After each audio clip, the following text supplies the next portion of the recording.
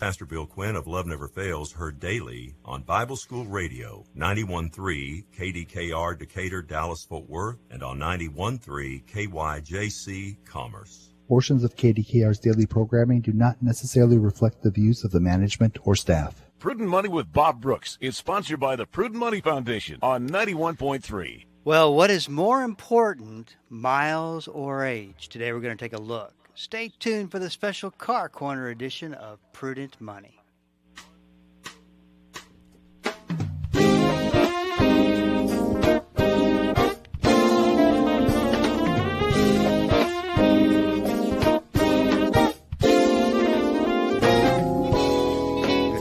This is Bob Brooks, and you are listening to the special Car Corner edition of Prudent Money. Thank you so much for listening today. You know I do appreciate it. Tony Joe's with me as he is every Friday afternoon to take your Car Corner questions. The number to call is 1-877-913-5357. 1-877-913-5357. If you got a question for me, please go to the website at www.prudentmoney.com. Sign or go to the Ask Bob section, and we'll get you taken care of. That's all at the website, www.prudentmoney.com. 1-877-913-5357. Well, Tony Joe, I want the truth out of you, okay? I'm going to ask you a question. I expect for you to be truthful to me. Last Friday afternoon, were you really that busy that you couldn't come in, or were you scared to get on the ice? No, there was no ice on Friday, Bob. No, but because of the weather, I just had to catch up. But because of the weather, I was so far behind that I just couldn't do it. You mean the melted ice didn't scare you? Melted Ice is my rap name. Did you remember that? Melted Ice, the artist formerly known as Water. Yeah. Like, I knew I was in trouble when you I brought knew that up. Okay, so... Let me ask you something. Maybe not. Well, it's about this weekend. Mm-hmm. Now, you know, this year is the first year I'm going to have to break my general rule, and that is I've always been, and this is the way most football fans should be. You know, your allegiance is to your division first. And then if you don't make the playoffs, you should be with your conference. And then when it comes Super Bowl time, both conferences come together, and you should be loyal to your league, which means, really, unfortunately, the Eagles. This year, I just can't do it, Bob. I just can't bring myself to be loyal to my league this year. You know, I just can't. I just can't root for the Eagles. Just can't do it. I just can't, and it bothers me because I've always been loyal to. You know, I stay on my side, and this year I just can't. Well, look at it this way. Take the path I'm taking. I could care less who wins. Just looking for a good football game, and I think we'll get that. I hope so. So, Tony Joe, last time you were here a couple weeks ago, you talked about a Ford recall, and what we never did, and I thought would be a good idea, is to mention, you know, where do you go to check your car to see?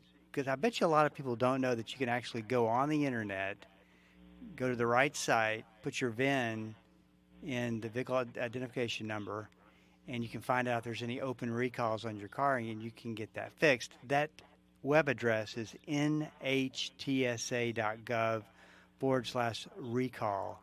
And you don't have to even remember that. Just go Google recall, government recalls, and you can get that taken care of. And I'm assuming, I've never done that, I'm assuming that's a pretty easy process. It is. Now, let me just invert something that just came up recently. You can also get an app on, if you have an Apple phone, you can get an app now.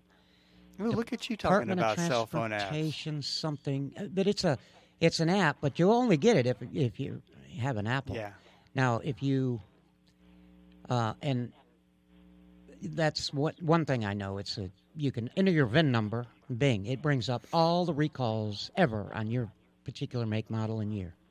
So I looked this up, there were 300 recalls in 2022. Ford leads. 295 of them on Ford, right? Yeah, the rest of the 5 were split amongst the top 10. The Ford leads with 67 recalls. Mm-hmm. Volkswagen came in, I think, with 45, and then Chrysler was third. I don't remember how many they were.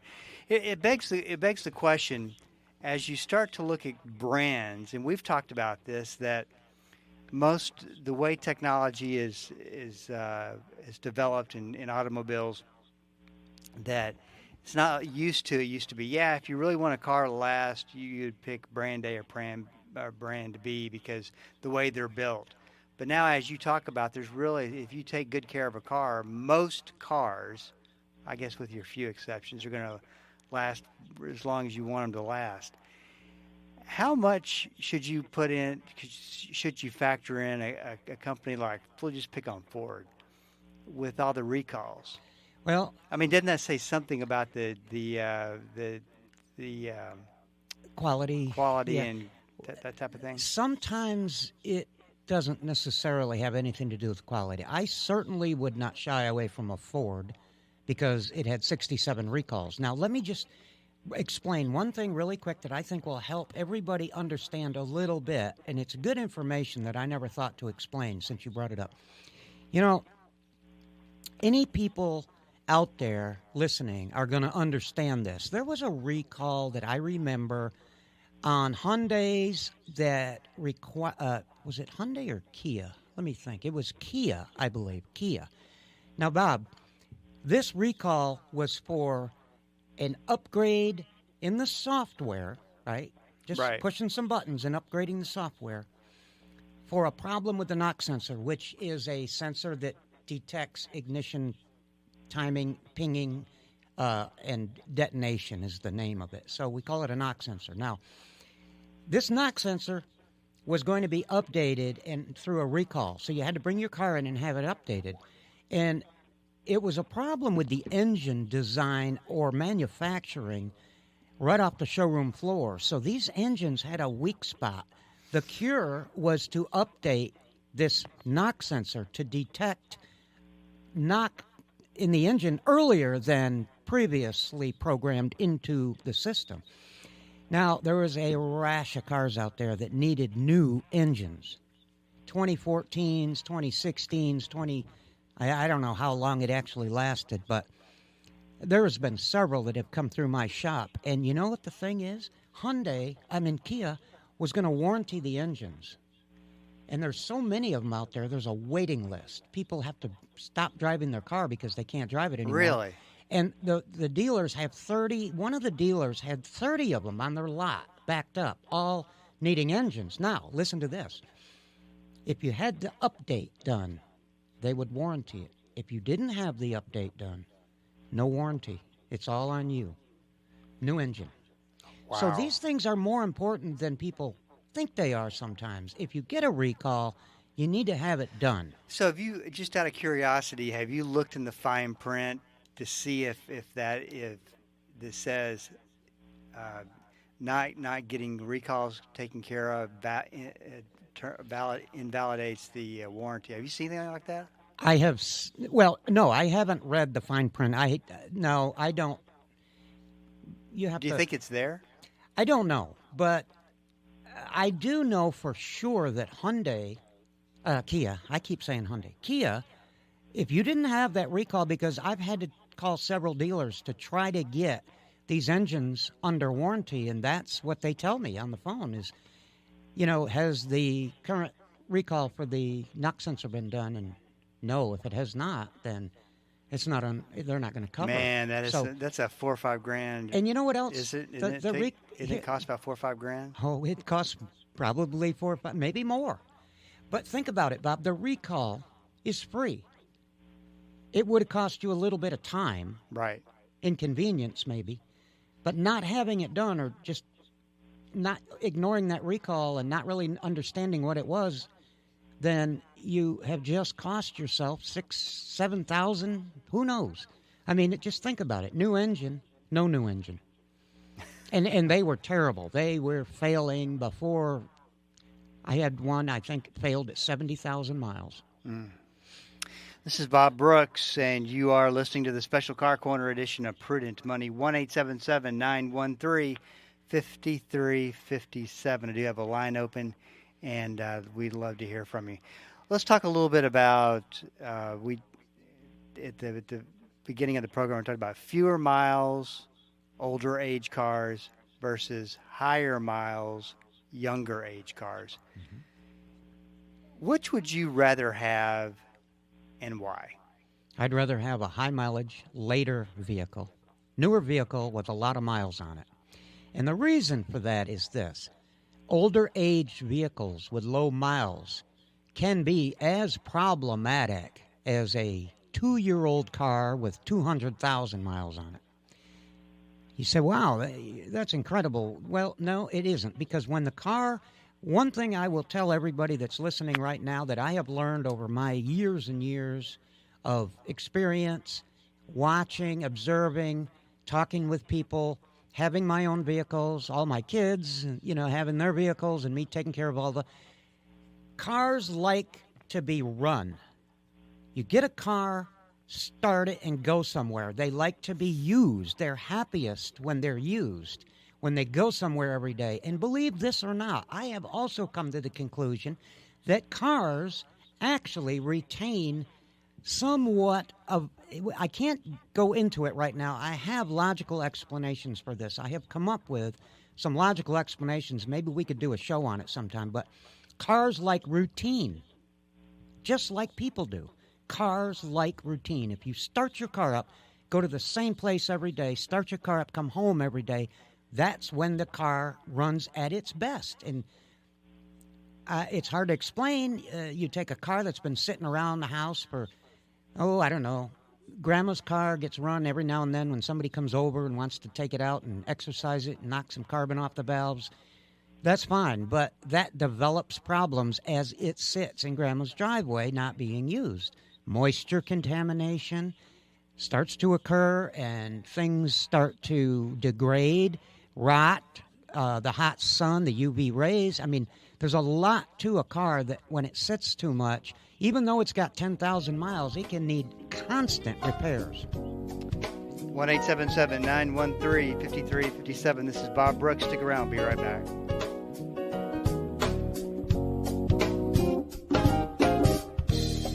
The Word for Today is excited to announce the new official online home for the ministry of Pastor Chuck Smith and Kay Smith, pastorchuck.org. At pastorchuck.org, you'll have instant access to thousands of hours of verse-by-verse teaching by Pastor Chuck Smith from Genesis through Revelation, and full access to special messages on subjects such as prophecy and much, much more. Also at pastorchuck.org, a full library of great teachings by Kay Smith, and a section where you can read some of Pastor Chuck's books online, all free of charge. So visit the new official online home of the Word for Today and the ministry of Pastor Chuck and Kay Smith, pastorchuck.org. Hi, I'm Jan Markell, host of Understanding the Times. We're very excited to be a part of Bible School Radio. I hope you will join me Saturday, 10 a.m., for cutting-edge guests and the latest information to help you discern the truth, even the inconvenient truth. We'll help you understand our times and contend for the faith. That's Understanding the Times, Saturday at 10 a.m., right here on Bible School Radio, or anytime at olivetreeviews.org. Have you noticed we spend a lot of time focusing on sin, but not much on what to do after we repent? Well, Monday on Focal Point, Pastor Mike Fabarez is addressing this exact topic. Once we've repented and received forgiveness, guilt and shame no longer have a place in our minds. That's Monday on Focal Point.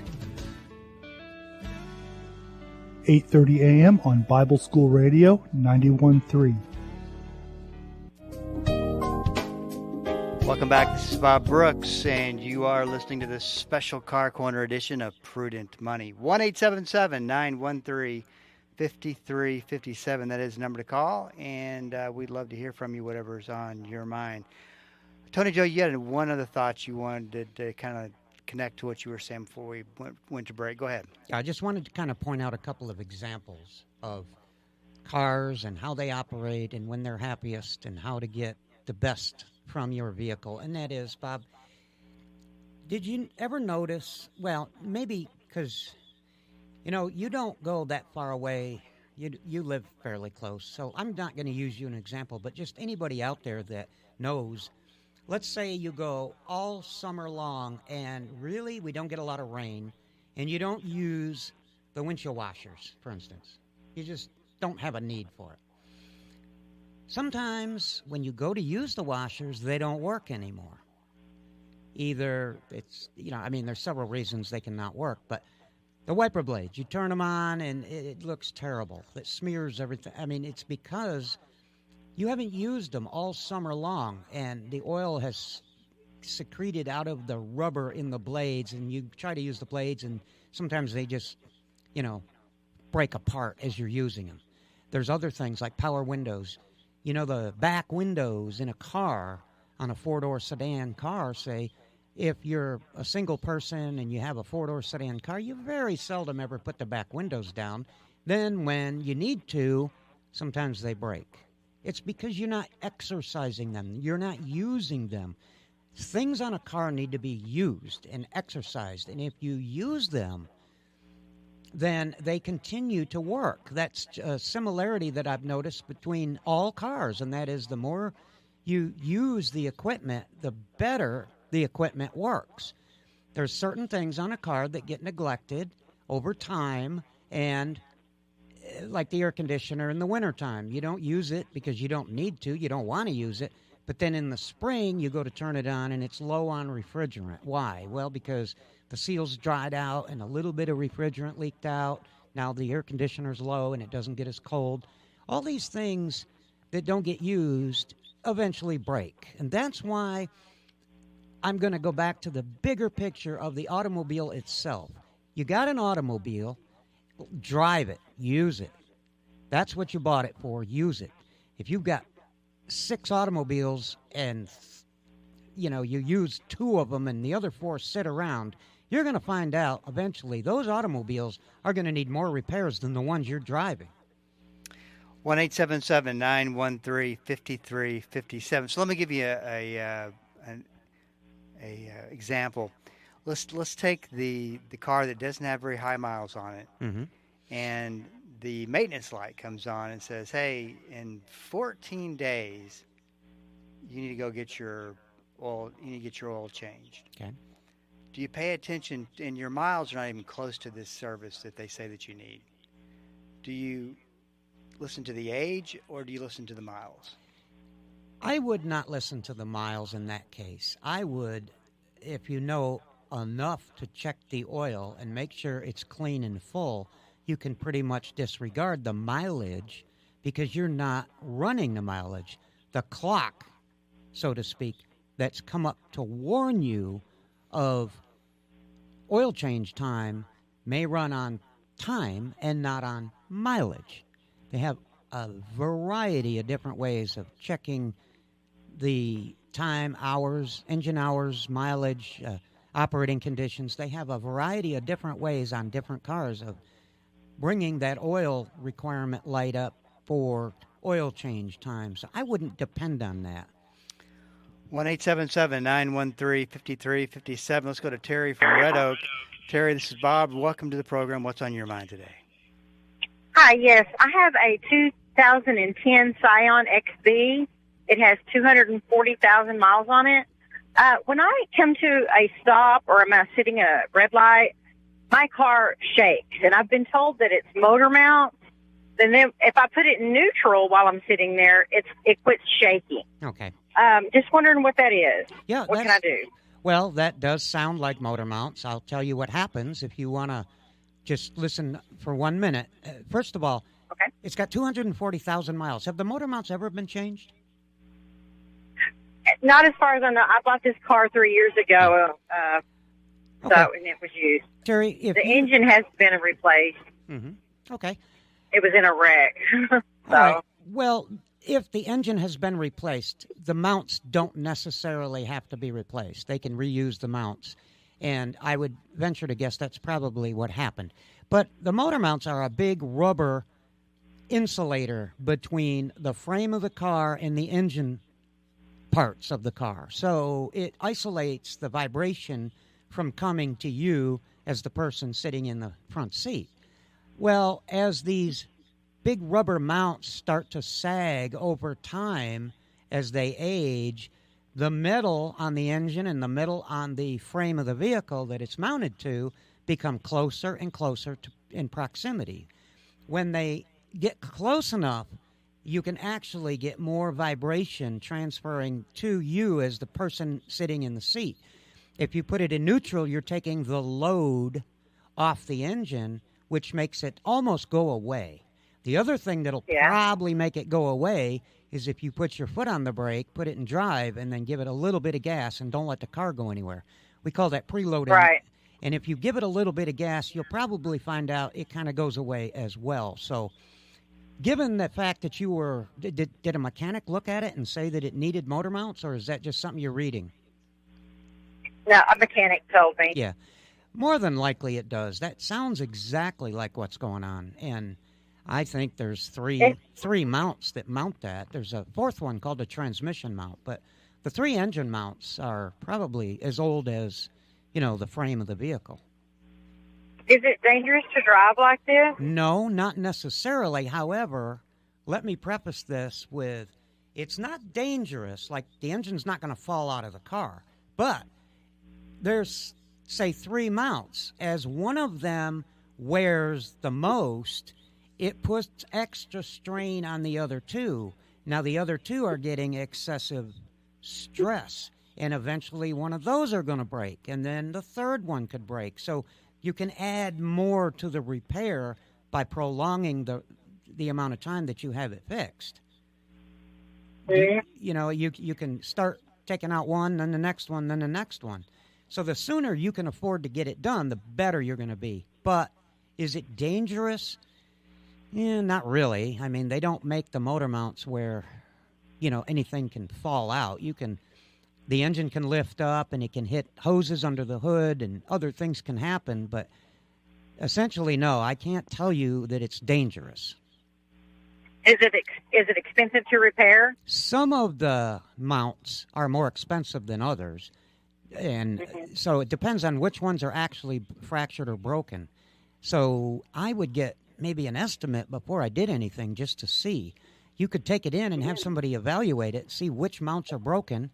If there's just one, how much to replace it? And if there's 2, how much is it? Because it's only going to get worse. Yeah. Yeah, it is getting worse. It didn't do it very much when I first got the car, and then now it's really annoying now. So, yes. Yeah, thank you. Thank you for calling in.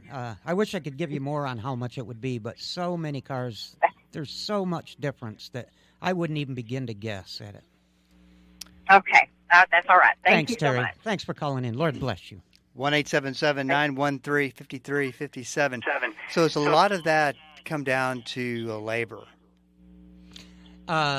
Yes. Because I would imagine getting down to that. Engine mounts are labor intensive, and some of the mounts that are oil-filled hydraulic mounts. See, Bob, they have hydraulic mounts where there's oil in them, and they operate on different systems, vacuum, electronic. And what it does, it stiffens the mount or allows the mount to soften depending on the speed of the vehicle and the position, whether it's in drive or reverse or park, And so some of those mounts are expensive as well. So let me ask you this. Does it make sense, since you have to pay all that labor to get down there, like we've talked from time to time, just to get the other 2 or 3 fixed, replaced? Usually it would, but there are cases where there's isolated mounts that you do not have to do anything that affects another mount. In that case, if the other mount is good, there's no reason to replace it. Most of the time, if you're going to go after one engine mount, you want to look at the other 2 or 3, whatever there is, because you will often find that they're either broken or on their way to being broken anyway. Yeah, it would seem like the example that you use, hey, I'm going to replace the left tail light. Well, the right tail light has the same age, born day, birthday, and so that one's probably going to go out as soon as next month. That one's going to go out. So why not just do them all right now? Yeah, I got to think that's a tough recommendation to make, especially given inflation and everything right now. Yeah, it's a judgment call, and I would invest the time myself to give my best opinion on whether you should change another one or maybe all of them at the same time. Normally, though, if you look, you're going to find out if one has actually gone far enough to break, the other ones have gone far enough to actually have excessive wear. Probably at the minimum. Yeah, at the minimum. Right. This is Bob Brooks, and you are listening to the special Car Corner edition of Prudent Money. Do you know if you missed part of the program, Tony Joe, you can always go to prudentmoney.com. Listen to the podcast. We are on every major podcasting That's good platform. To know, because I missed half this program. I was sleeping. This is Bob Brooks. If you got a question for me, please go to the website at prudentmoney.com and send it in, because we are all out of time. Till we do meet again next time, keep the faith and have a great rest of the day.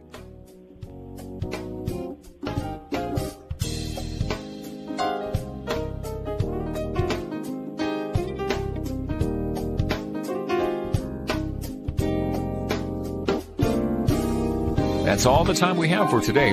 Questions or comments for Bob, or to find out more great information like what you've just heard, visit www.prudentmoney.com. Be sure to join Bob Brooks again for the next edition of Prudent Money.